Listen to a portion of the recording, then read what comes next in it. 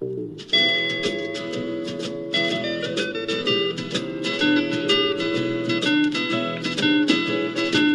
the world calling, but son, don't you listen. They're only trying to drag you back into prison, that's right.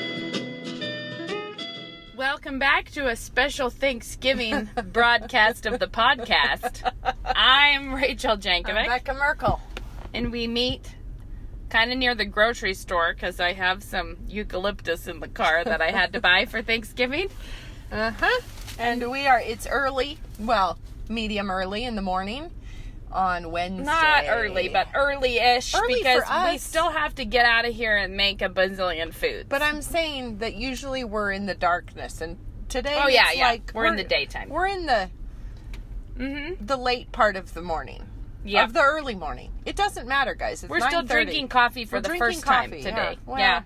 This is not my first time. It's the second time, but it's the first batch of coffee drinking of the day. Would you like to know how many cups I've had? We could get through the batches and the cups and the... Yeah, well, I've had one cup, it. and I'm on to my second.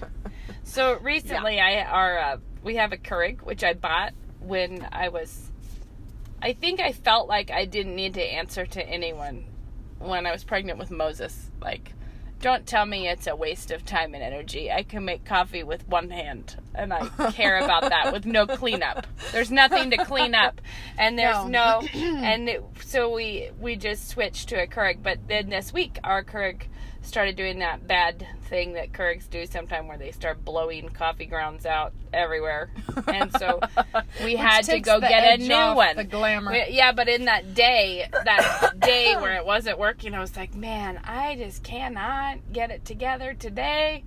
And then sometime in the afternoon, I bought a coffee when I was out, and I was like, was that the problem? I feel so better. It could be. I feel like I can get anything done. Could be the reason.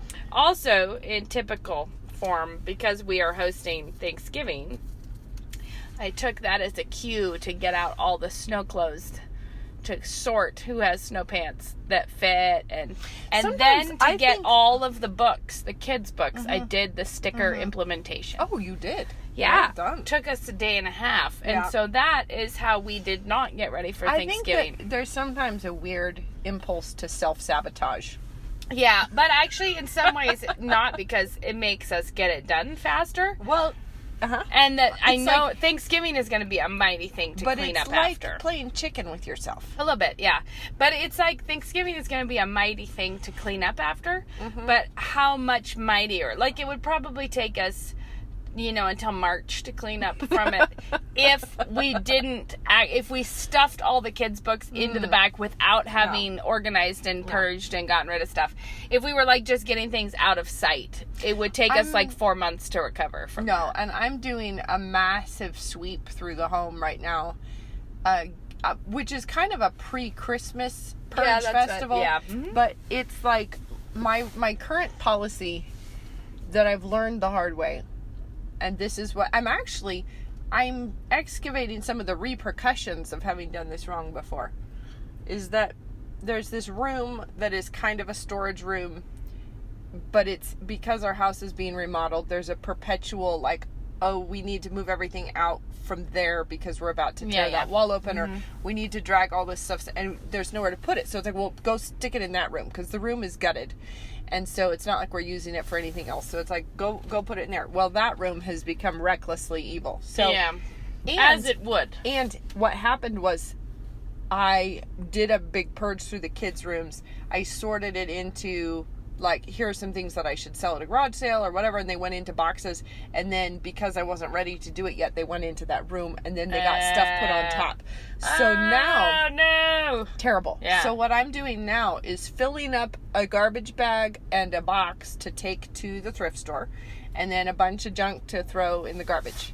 And as soon as I have 2 bags done, but this is all within the space of an hour, I just put it in the car and I drive it right then and there to the thrift store. No making a pile of things. And then I come back and I keep working. It's it only takes 7 minutes to drive there and back and throw it out the door at the poor sad person standing there to receive my goods. Yeah. And then I go home and then I keep doing it. But I've shoveled a lot of stuff to the thrift store and taken other stuff to the garbage, because a lot of times it's what on earth was I thinking that this got saved? After a passage of time, it looks a lot more like garbage. Yeah, you can no longer see any value. No. That is how it is when you, after your first child, store the clothing. Mm-hmm. And then when you're pregnant, you pull out a bin and you're like, what? Like, why would I want a saggy onesie for my fresh new child? Like, nobody wants that. No. That's not it. And so I'm more of a purger, I think. There are categories of things that I have a great deep amount of. But I purge often. I am a merciless purger. No, I purge, but then the problem is if I don't get rid of it right then. But the other problem I have is that because of the remodel, it's not all the remodel's fault. Some of it's just mismanagement. But because of the remodel, there have been various phases of kids' bedrooms where it's like you guys, all the girls are moved out and we're all sleeping on mattresses for a bit while we're trying to get that room sheetrocked. So they themselves have had to pack up a bunch of materials, which then frequently they will just go like, oh, I'll just go put it in that room. But then I look at it and I'm like, is this a treasured box of possessions or is this stuff you didn't want? This is what we did with our books, is we put all the kids' books out on the tables because we put a big table down in the middle room for Thanksgiving. So we put all the books out and then we went through and I would be like, is this a fun book? And by the way, that's got to be the most entertaining thing to do ever with your children. So funny. Because I have thousands of, and actually I'm in a position to say that we are well past 1,000 children's books in our house. Oh, good job. Because I had 1,000 stickers. Oh, and nice. we went right past that. And part of the reason we went past that is because we didn't, but there were lots of them that we did not mark. So any of the ones that are in like big series where you should already know where they go, like Famous Five, Secret Seven, Mallory Towers, Enlightened Mysteries, those are all like big book collections or N.D. Wilson books. Yeah. So all of those, we didn't mark the Christmas ones. I went and bought Christmas stickers for the Christmas ones. Nice. But we did separate boys' books from girls' books, which is not a hard and fast line, obviously. And then green was for all the picture books, like little kid books. And then yellow was for all the early reader, like the, beginning chapter books, like My Father's Dragon, and because Shad is right on that. Okay. So obviously he reads any of the green picture books, but also it separates some of the early beginner chapter books from big chapter books that he could not get through right now. But I've always felt like Titus was missing some of the titles in our collection, because how could you know it was for you when it was between Strawberry Girl and L.M. Montgomery? You assume that there's some sense to the filing. Yeah. And that this is not a title for you. But you're like, no, I think you would like this. Like, just because there's a henty stuck there doesn't mean it's a girl book. So we separated them by, like, girlish books and boyish books, just so that there's an easier way to find your reading materials. Yeah. Well, it's funny that you're doing this because I'm not doing a sticker system, but when we first moved into our house, we had all these built-in bookcases in the front room. And it's not the living room, it's like the front. Kind of like a foyer. It's like kind of a glorified foyer. It's a glorified foyer. It's as big as a living room. What do you call it? We struggle. The landing? No, because when I say the front room, the kids will go like, which front room? And I'm like, the front room. And it's not the entryway because we have an entryway. So there's an entryway and then you walk into this room, which is like a foyer, but it has this big staircase in it. It's difficult. So that room had all these built-in bookshelves in it. And it was the first thing you saw when you walked in the door, and they were rad, except that they were not adjustable shelves. They were fixed shelves that were too short for most books. Yeah, that's hard to work with. So it was really a pain, and also because you couldn't stand the books up, they never looked tidy. Like some of your books had to lay down. It always looked frumpy and weird. And so we redid that room anyway, and the bookshelves left because I just didn't. I don't want the books right there. Yeah. So we took those all out, which meant all of our books went into cardboard boxes. And the cardboard boxes went into the kitchen for a little while, and then they went somewhere else for a while, and now they're upstairs in the death room. And so, and then the problem is, over the time that's taken, somebody needs a book. So what do? But they Oh, have to no. they have to go rummage through all the boxes. That's difficult. And they pull stuff out, and then it gets heaped, and then, so anyway, I am currently digging out all the books. So what I started today is, yesterday I spent a good bit of time going through the books and trying to just get them so all the spines are pointed up, and it's not deep boxes full of books, but like Right. shallow boxes, so they're easier to find until we get a bookcase situation.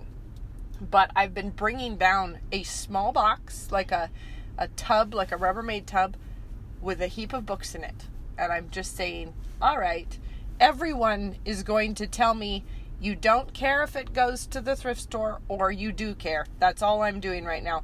And so then I will shovel those off today, and then I'll take the ones that have been approved by everyone. They will go upstairs, and then I will bring down another tub tomorrow. But it's just to avoid the mountain of books coming Yeah. down and overwhelming us all. We did the mountain. We did that. Yeah, well, It was like, bring me the books from Yeah. afar, the ones that you left in your Yeah. room. But the these are in a mountain right now, Yeah. and I don't want the whole family with me as I struggle So with it. there were a lot of quotes of things like, Mom, what should we do with Meriwether Lewis? Because no one likes him and he's not a missionary. And I was just dying laughing, no, Well- but apparently that book has not gotten a lot of wherewithal with my kids. And then the funny thing is I found out I have 0 horse lovers. They like horses themselves, but books about Misty of horses they find Chincoteague. really thin. And so we did keep Black Beauty maybe, and Black Stallion. hate Black but Beauty. so do they. We all hated all of them, and they were so funny because they're like, oh, that in the dog books. Nobody wants a dog book, and the judgment was running thick on some I'll of our tell book you choices. where the judgment falls in my family. It falls hard on one book in particular, which stands for books they don't like that they read in elementary, and that is The Door in the Wall. And if you ever get any of my children started, well, particularly the younger half, actually one in particular, but if you Is get this Hero? them, if you get Hero them going, sounds like the great hater of a book. She can speak long and she can speak witty about that book. But anyway, she pulls up every so often. She pulls up the cover to be like, "I ask you, just look at this cover." So she has done a number of parodies on The Door in the Wall, and she in particular dislikes the fact that there's a person named John Go in the Wind. I love, yesterday I think that these are the right books. So I was like, somebody says, what about Carry On, Mr. Bowditch? And everyone goes, bah! And I'm like, why have you all read this and you all hate it? And someone goes, Mom, it's just like Sarah Plain and Tall. I don't actually think it probably is just like Sarah Plain and Tall, but I remember deliberately disregarding Sarah Plain and Tall, where they're like, Sarah was plain and tall, and I was like, let's say not. Let's just disregard the title of the book. I don't want to think of her as being an ugly girl, so let's not do that. Let's just move on. Yeah. And then there are so many funny ones of like, I don't even know why we have this in our house. This is a bad book. But it would be something that was really, a classic. Not a bad book. And then, but I also, one of the things I had to say, one thing that I love, I'm really committed to tons and tons of books in our house. So I try to know what I'm buying, but sometimes I don't. And I would say that like with many of the horse or dog books, you feel safe enough. We got rid that of you can just those. get 'em? We got rid of those. Well, they're older books, Sure. And actually, universally, our kids love Billy and Blaze books, but not horse books. Like Sure. horses can be fine, but they just haven't gotten into all of the 12,000 editions of the Stallion's little brother having the, whatever. But books that I will buy, like we have some Hardy Boys, we have some Nancy Drew. We had Boxcar Children, but we dumped those because no one could take them anymore. But we have some of those because they are fluff. Like, and I treat them like they are the low density calorie reading material. It's like the PBJs. Yeah, but that's probably pretty dense calories in the PBJ, but you know what I mean. It's like No. roughage. It's like, It's not. Oh, see, I was thinking more like, it's not like when you're feeding. it's your not great kids, art. Yeah. steak for dinner. It's just a PBJ. Right. It's So fine. I love literature, but one of the things that's really important is that your kids also love literature. You know, that they love reading and that they love doing that. So there's a couple things I would tell you all about books if you have kids. And one of them is, don't try to make everything they read be really high quality. Like, let there be a lot of variety that they can choose from. May I qualify this with, yes. don't give them Sweet Valley High. No goodness. But what I was going to say is that we have, like, one of the things that comes up when we're cleaning out the books is kids themselves having noticed the difference between great writing and schlock writing. Yeah. Like, when they're like, I don't know how this guy does it, but this is a really good book. And you look at it and you're like, yeah, they're actively evaluating the skill of the author because they have read Nancy Drew and they don't find any skill therein. They're like, there's not a lot there. Like, sometimes it's fun, but it's not, and most of my kids are too old for Nancy Drew now. I just have Blair probably still could throw a few back in an afternoon if she wanted to. And but that's one thing. And the other thing is that I just don't try to overprotect the books, because you want your kids to learn to enjoy books without this constant fear of having enjoyed a book. I feel like there's some people get into a weird reverence for books. Which is just wrong. Like, I should post a picture of, we discarded the 7 Silly Eaters because we had 2 editions of it. But one of them looks like, it looks like if you, like, dipped it in, coffee and then blow dried it and used a crimping iron and then took off little pieces of the edges. It's like the pages are all curled back, but the 7 Silly Eaters is a really funny little picture book. And the kids love it. It's one of those rhyming fun ones. But I think that the reverence for books comes, I don't know if it ever should come, but it comes well after learning to love them. Yeah. And that teaching your kids to enjoy reading is not going to be done by slapping their hand if you see them putting the book upside down, or if you see them. And so I'm always, I've had many books rained on because someone left them in the backyard. Many books damaged and destroyed. Well, because I think that the goal is not the book. The goal is the reading. And what's going into the mind of your child. And it's not. And so if a kid absentmindedly leaves their book in the car and it gets trampled upon heavily, I try to take it in stride. Like, there are some books that I say, don't take this out. Yeah, sometimes it's a one of a kind. It's hard to find. You're not going to be able to just pick up another one. But we do live in a time of easy access to books. You can find them. And so, like, if it was a sort of a heirloom book or something, that's different. But I'm totally with you. Like, how many of our books have the covers torn off? And Lots. It's like, you know what? It's So all right. many. We'll get another I one. bought some library glue that is like a low pH or something glue that you can use for bindings and sticking stuff back on. So we did some of that yesterday too. But mostly the point of the books, like, I buy most of ours secondhand. Like, I really, when I go to thrift stores, I always look at the books and buy books, which is how we ended up with multiple editions of But see, some of those. Like, where I'm like, oh, any Noelle Streatfeild, I know we probably thrashed a lot of those, so I buy them when I see them. I feel like we may be inviting a question here, because it sounds like we're contradicting what we said not long ago. Because I remember us talking lately about how it's really annoying when people act like reading, regardless of what it is, that, like, reading is just a virtue.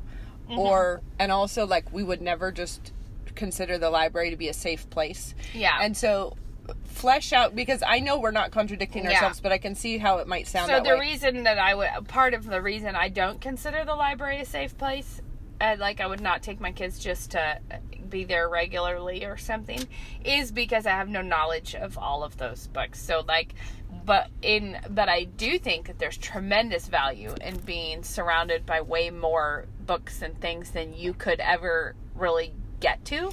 But So because of that, I have put a lot of emphasis in our life on making so many books at our home that the kids always have something to read and never have an excuse about it. And I'm just not saying, worried about it. You do actually curate the books that you bring home. It's Oh, not totally. It's not like you just scrape in whatever might be at the thrift store. No, I'm looking in genres. So for a while, when I was looking to fill out some series that are more popular. Oh, and I should say about Narnia, I think we have like 35 Narnias.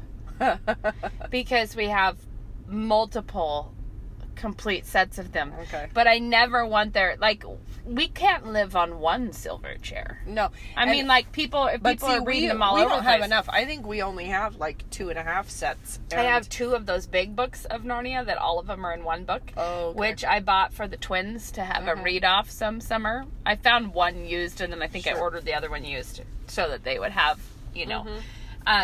So we have those, and then I have multiple other sets. But the reason I do stick within certain lines. So sometimes I go out on a limb if it's like an older Newbery classic or something. You know, like if it's one that I don't know it, but Sure. it is an older, not modern winner of some literary thing. But my kids always, I'm like, if you find a weird book, if something weird is in it, come tell me, you know, like, Yeah. whatever.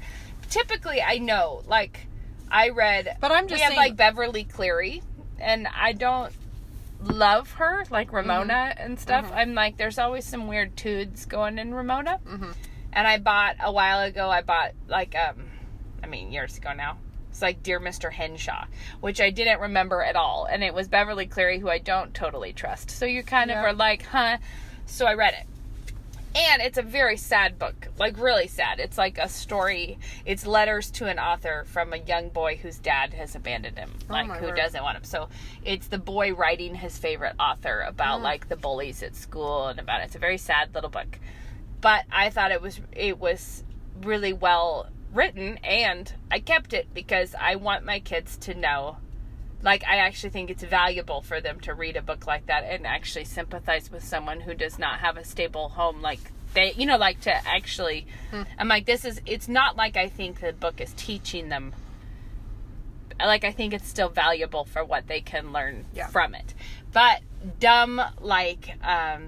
there's some newer Nancy Drews that somebody wrote in a lot of dumb relationships into them. We don't have any of those. Like, none of that kind of thing. Yeah. And any of the newer, like, Well, and I recall Sweet Valley High American making- Girl books, we don't get, unless that, like, the earlier The ones. early ones are fine, But but- the newer editions, we just are like, probably I just not remember worth it. in elementary school, like maybe 5th grade, we would take trips to the library, like because the Logos library was thin at the time, so we would all pile into the bus and go to the library and get books and bring them back.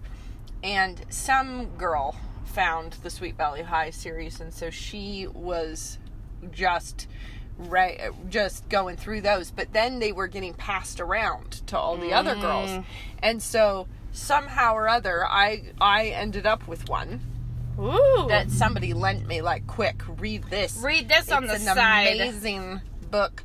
And so I took it home, and I remember being like, whatever it was about the cover, I felt dubious. I remember the covers. It would have looked I like felt something we dubious. didn't mean to be reading. Yeah, and so I brought it home, and I remember Mom and Dad were like, no, we're not doing It's that not one. our scene. So I took it back to whichever girl it was who had that. But I just remember, like, that's the kind. It's not like we would just buy any and all books for our No, kids goodness, just no. because, So- you know. So ones that I won't do, and I don't even, actually some of these I just have an aversion to. I have not read them, but like Diary of a Wimpy Kid, I'm not interested.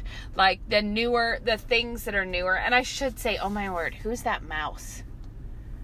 It's that mouse that is like A new mouse? No, not Evangelina. Angelina Ballerina. Good heavenly day.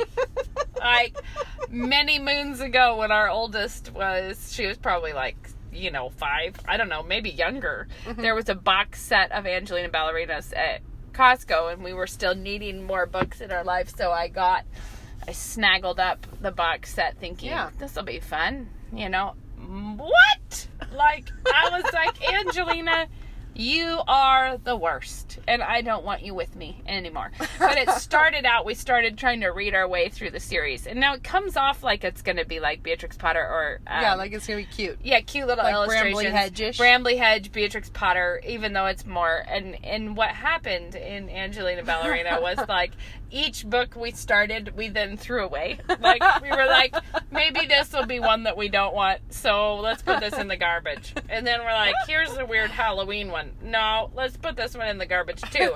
And then the next one, we're like, do you see how Angelina's being really naughty in this book? And her parents are not doing anything about it. Like, and then one that I felt like was the pinnacle of all was one where Angelina, I hope I'm not misrepresenting the story. Some of you may know it. But Angelina finds she's going to have a younger sister.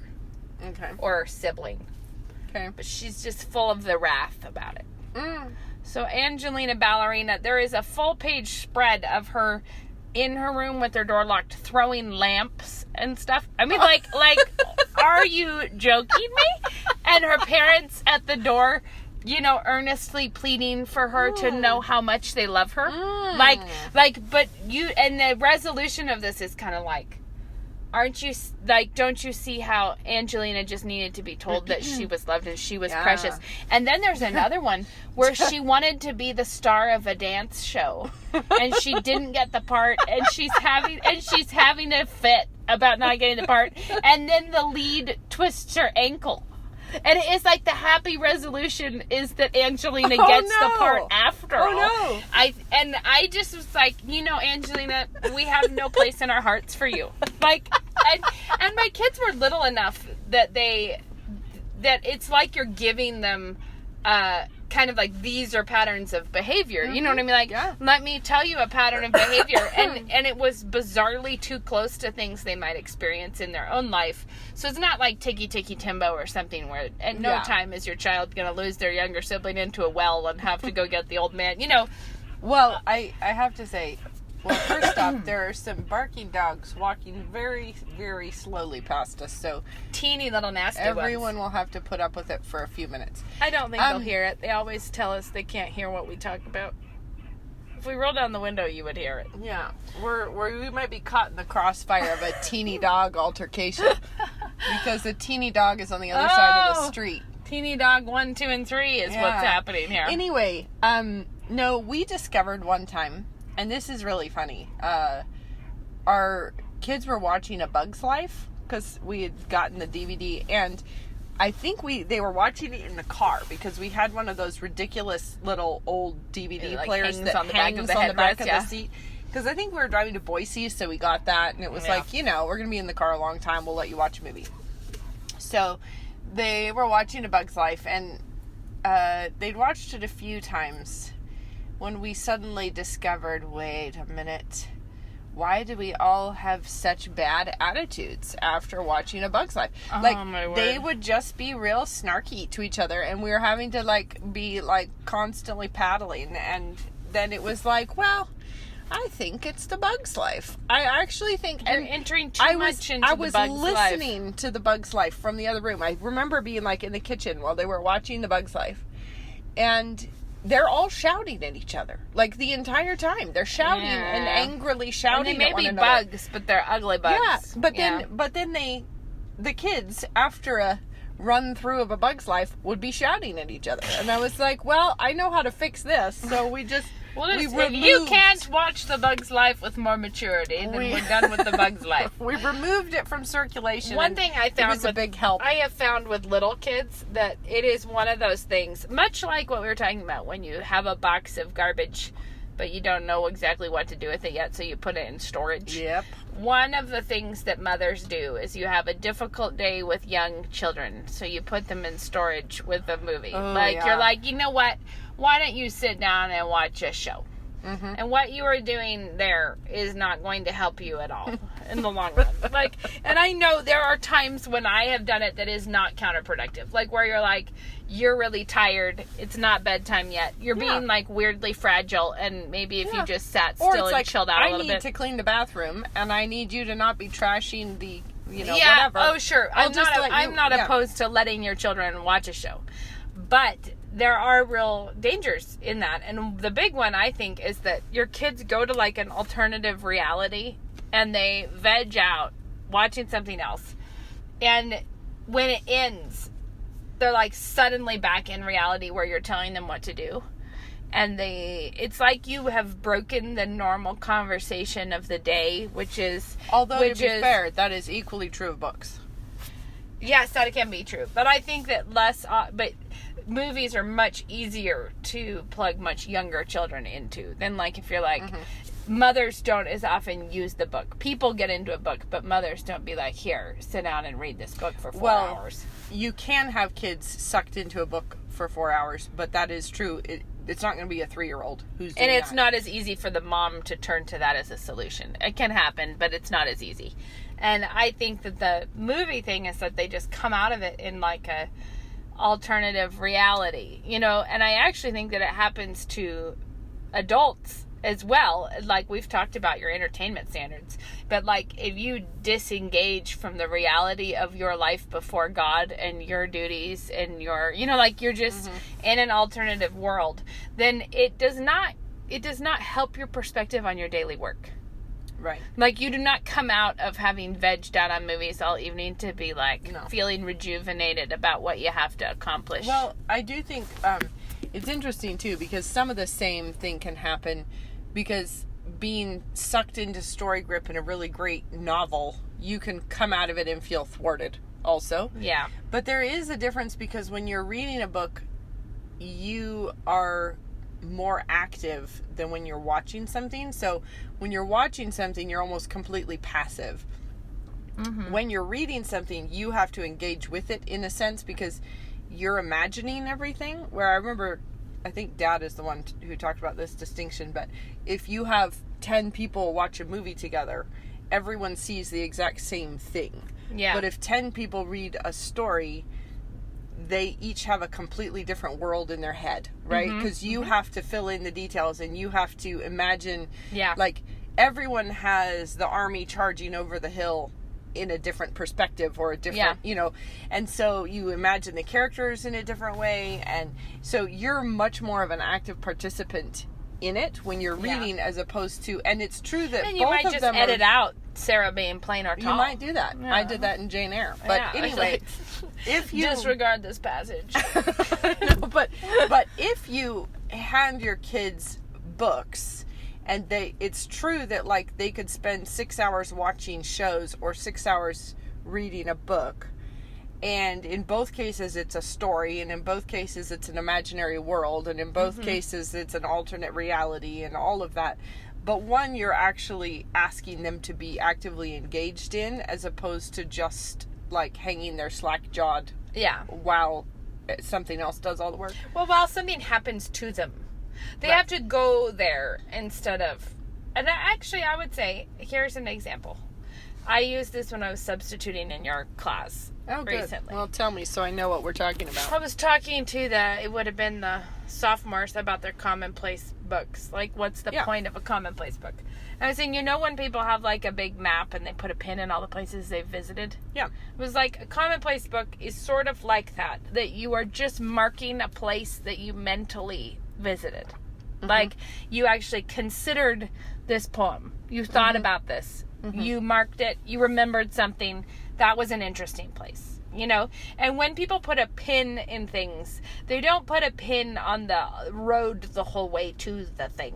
Yeah. They just put a pin in the thing that really struck them, or the thing that was really lovely, or whatever. Right. And so, to be a really interesting person, you want to have been like in your mind to many places. Like, you want to have explored different things. This is why history makes way richer people, like having a different understanding of humanity, because you've actually engaged with what happened at a different time, and you've felt things about it, you've sympathized with people. Right. And that's actually why, like, in the Dear Mr. Henshaw, I was like, this isn't a beautiful place that I want my kids to have visited, but it's important for them to know about it. Like, it's not like everything has to be all idyllic. Yeah. and weird.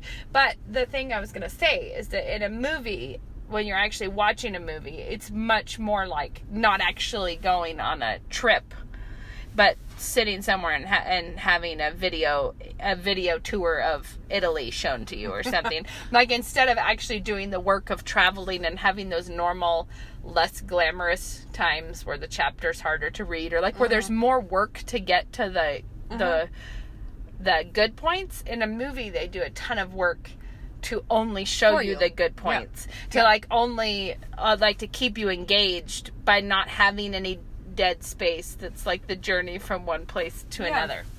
Yeah. So- and I think movies can be I think great. Remember the obviously, Keira but- Knightley Pride and Prejudice, wherein I do. wherein they try to communicate that Elizabeth Bennet is a witty person exclusively through Keira Knightley's close-ups of her faces making faces. Like, where they can't be, or when they're trying to show in a movie like that these two people really hit it off, and then they fade to like just music where so you can't hear they can't, Right. because they cannot actually write the conversation that would communicate that, because that would Yeah. be way too skillful. Do you know what I mean? Like, to actually be able to write in a few minutes Yeah. snippets of conversations that would make you think, wow, this is an interesting, like, they're Uh-huh. like, oh, let's just fade to the mood music, and like, I just think it's cheaper. It's not, we are in favor of it still, it's like, Yeah, no, we're not it's opposed to this. It's a valuable just, genre. yeah. It's just that it is different, because I do think that, like, in Jane Austen is a good example where I feel like no production of it can capture her narrator voice. Yeah. And her narrator voice is so funny and witty, and like, you actually lose quite a lot, and I think the same thing is true of Woodhouse, where like, you can, in a movie, you can show the plot, But you can't get how and you can funny. show the funny dialogue, but you can't get the hilarious You can only get the dialogue. You can only get the wit that the people say. Right. But there's so much of Woodhouse that is things like what is it, that policeman walking down the alley, his feet like a couple of violin cases. Yeah. And you're like, you're not going to say that. You just have the policeman walking down the alley, but so much of the No. fun is in... Or like the guy who is thrown into a ditch somehow, and he's searching for his glasses that came off, and he describes him as like rooting around in the ditch like Nebuchadnezzar in search of better pasture. I still remember I think we've already shared these. You can't The have one that where, in a he said, movie. where it said her face shone like the seat of a bus driver's trousers. Or I remembered one the other day that was like a guy who's really tall and thin, and he says you could imagine Euclid if he'd been there, elbowing his friend and saying, "Don't look now, but this chap perfectly illustrates what I was telling you about a line having length but not breadth." or that saying someone quaked like a jelly in a high wind. Like, know, it's or so what was good. that one about her laugh? Like, it was like the cavalry riding over a tin bridge.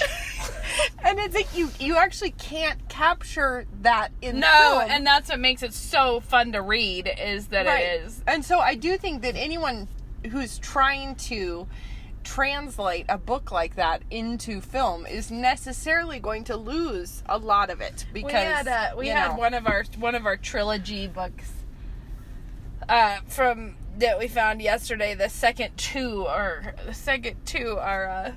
one edition, and then the first one I got in a different edition, so they don't match. The Okay. trilogy doesn't match. Daphne was going on at great length about, like, I would never read this one.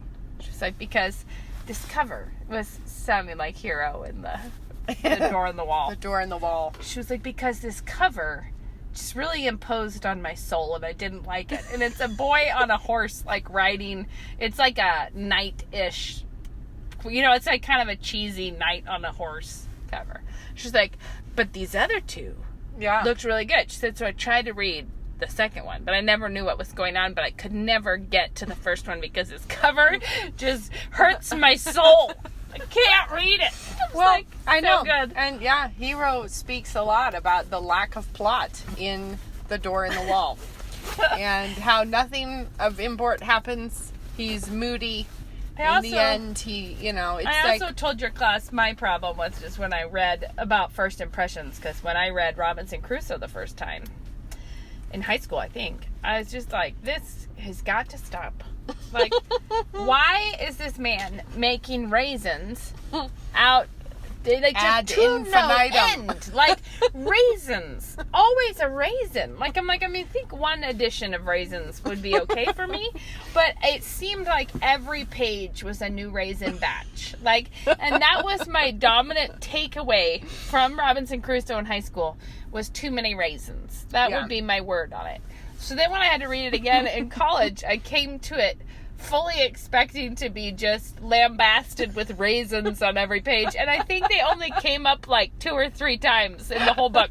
Like, hardly a raisin to be found. Like, and you have to kind of marvel at how much your own mind and disposition changes what you're noting. Like, totally. So funny. It is very hilarious. Anyways, we've given you quite a literature a meander through that event. So let's talk about Thanksgiving, since that's what the whole world is trying to get ready for right now. Well, I think probably by the time anybody listens to this, they'll be toiling over the gravy, and we've taken your mind off of gravy. Yeah, somebody told me that they were making a shopping list and temptation list from last week. Yeah, good.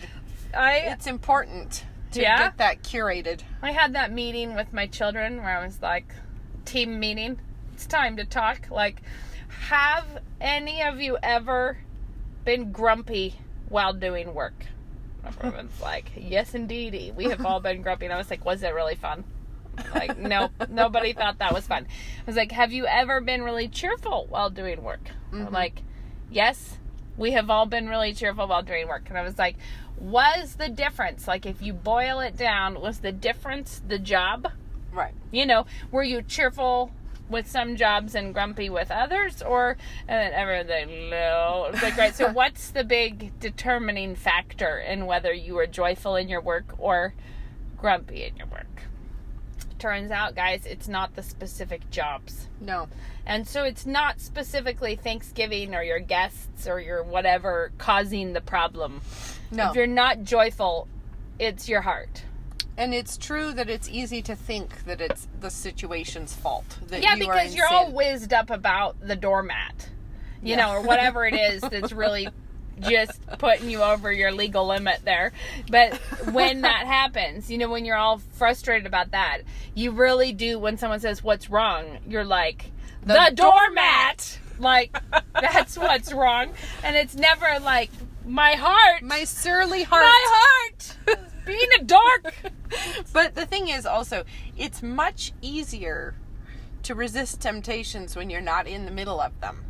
And so giving it a little thought in advance is not the same thing as actually actively resisting it. No, it's still going to happen, but you'll have an idea that, wow, here comes my petty temptation. But it's kind of like, just look both ways before you cross the street. Right.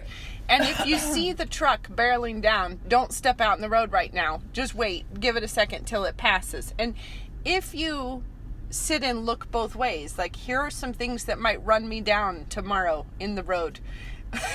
Well, because you think, like, figure out a way around it. Is it worse to lose your cool that your dinner is running 15 minutes late? Mm-hmm. Mm-hmm. Or is it, like, could you just maybe eat not 15 minutes later? Could you stay joyful and run late rather than freak out? Well, because let's face it, either way you're going to be eating late. Yeah, so like you can eat late, enjoy, or eat late in great sorrow of spirit. In making everyone else feel awkward, making everyone be like, are we imposing on you that we're here for Thanksgiving? Yes, you are. Yes, didn't you see the doormat? I think it's just important to know that the whole like, this is something I was going to say about the Bible reading challenge. Yeah. Okay. So the whole thing about the spirit is willing, but the flesh is weak. In so many areas of your life, what you want to be doing is obeying when the flesh is weak. You know what I mean? Like in those moments where you do not have the flesh working with you.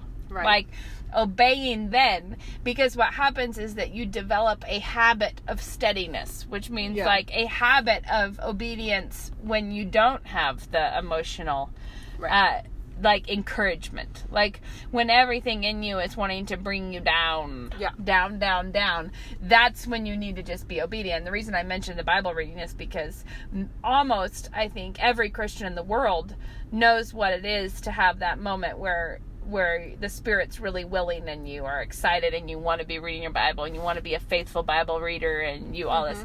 But where everyone is losing their where they're losing track of their goals is when the flesh is weak, because then you're like, well, I don't really feel like it. I don't feel like I'm in the joy of the Lord. I don't want to get up and read my Bible right now. And that the whole goal is learning to override your own flesh. And come to the Word, because it strengthens you to continue to do that, which means that over time you're developing a habit that disregards the flesh, like where the flesh is not in charge of whether or not you're going to be in the Word today. Like, it's like this is something that we're just doing, an act of faith and obedience. And it's the same with any other Christian habit, like kindness or laying down your own preferences or in the moment, quickly apologizing after those messed up. And a lot of the time when you say, well, what you need to do is get it right away and get back in fellowship, people are like, but I don't feel that, like I can't do it, or like they think it's, and the reality is it's not a superhuman gift that some people have. It is something, it's like a muscle you can exercise to better use it, where you just obey in faith. And it will actually get more and more natural for you I think too, like, I've been thinking about this, that if there's a place where you frequently stumble, and that's going to be different for every human, like your different temptations and your different personality and your different circumstances. But if there's a place where you just perennially stumble and you find yourself having to apologize for the same things over and over and over and over and over. And it's not that you don't want to obey there, you just continue to trip on the same little lip or whatever. And it seems like that in some way you have a muscle that's weak. And so then if you just try and isolate what muscle is it that in those moments of temptation I need to use that muscle, but it's too weak and I never can get it. And it's like, okay, well, how can I isolate that muscle and exercise it elsewhere? That's a good point. But one other thing that I would say, strengthen it. Try and strengthen the muscle that you're going to need in temptation. Try and strengthen it outside of the moment of temptation. Like, try and strengthen it in order that you can use it in the temptation. You know what I mean? And it's going to be different for each person, but I just mean, like, it's like, okay, where can I get exercise on this muscle in another place? Like, if this is my bicep that I keep not being able to hit the ball or whatever it is, then start lifting weights in the mornings so that your bicep. One other thing that I would bring up about that is that if you are constantly stumbling and confessing and noticing no progress in an area, that is often because you are confessing something that was not the sin. Like if you're sometimes. But sometimes it might just I'm be just the sin. saying it's something to reflect on. Is that sometimes you're confessing, like, being annoyed with someone, which you should, that's a sin, but it might actually be an incredible amount of pride that is what is leading you into this. Peel off the layer. And I'm saying, like, so it might be that you're confessing something that in no way is dealing with the root problem. Like, where you're coming up to a big weed in your garden and taking one leaf off of it and then being like, how come this is still here? It's like, when you need to root something out, you need to look deeper there and think, okay, is there an underlying cause of this that I'm not looking at? And the best way to find that is to pray about it and ask the Lord to reveal it to you, because that shows there's a certain amount of vulnerability when you say, Lord, draw my attention to my faults here. Because oftentimes you're like, please don't, though, please, I'd rather not have to look at that. Like, I would rather not have to look dead on at my own failings in this time. I think that's probably a different way of saying what I what I was saying too, because like, let's say that you're continually like, you want to read the Bible every day, but when it comes right down to the moment, you actually don't want to, so you put it off, and then, you know, whatever. So like, let's say it's that, and then you feel bad that night, and you know, want to do better. You resolve to do better tomorrow, but then tomorrow you just didn't feel like it. You don't do better. Well, it's like, okay, well, just try and isolate what is that thing, and is it like, well, it turns out that I'm really bad at doing things that I don't feel like doing. Like, it's very likely that for the rest of your day, you're doing the same exact thing. It's just it doesn't flag for you because... Yep, like you always are delaying on the work you don't want to do. You delay You're on the not work? Calling the dentist. You're not doing the things that you don't feel like doing. Or you're not getting to the grocery store, whatever it is. And maybe you only see Maybe it you only feel guilty in one area, place. yeah. And that's what I mean about like, okay, am I just not good at facing like jobs that don't immediately appeal to me?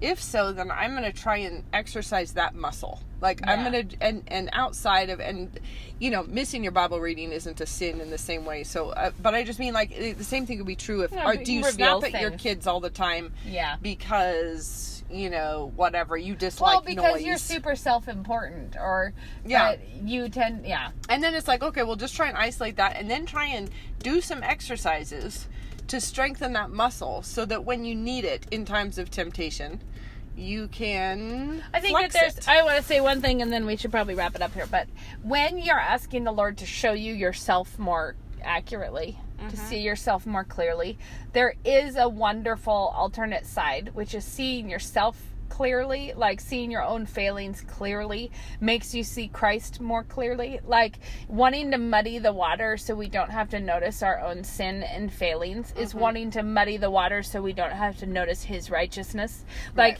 and that the idea, you don't want to be monster introspective. Like, let me dig into my worst self, because we all have a bottomless pit of worst self. But when you're like, I'm actually struggling with this, I need to get something right, then don't be afraid to see it, because what you want to see is Christ in it. You know, like you want to see the counterpoint to that. And that idea of like, I can't bear to see my own sin clearly is also not bearing to see his kindness to you, his mercy to you. And that it is important to just, as a Christian woman, be brave enough to look in the face your sin and your salvation. Also, I'm supposed to say something, but I can't remember.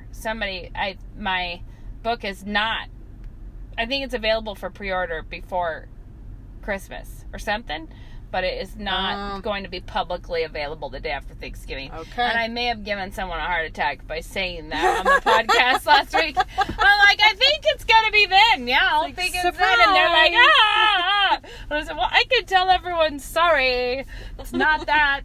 I lied to you all. But it should still be available through Canon in time for Christmas. Awesome. So, however that exactly pans is really out. funny. Yeah, I know. Like False that. alarm, guys. False alarm. I did find that was incredibly speedy. The funny thing is, I didn't even go back to check if they told me that, because I thought that I feel like when I saw it, I was like, oh, okay, yeah, that makes sense. It is Black Friday. You know, like, but then when I said it, I did think, that seems really fast. Yeah. But yeah, anyways. Yeah. Okay. So, have a very happy Thanksgiving, everyone. Cook hard, cook well. All right. And we'll talk See you to you next next time. week. Bye-bye. Oh, we didn't do a thingy. It's 50. We're A good. tip. Our tip is to keep a grip on your tudes. That's our tip often. It's our best tip, really. Anyway, all right. All right. See you See next ya. time.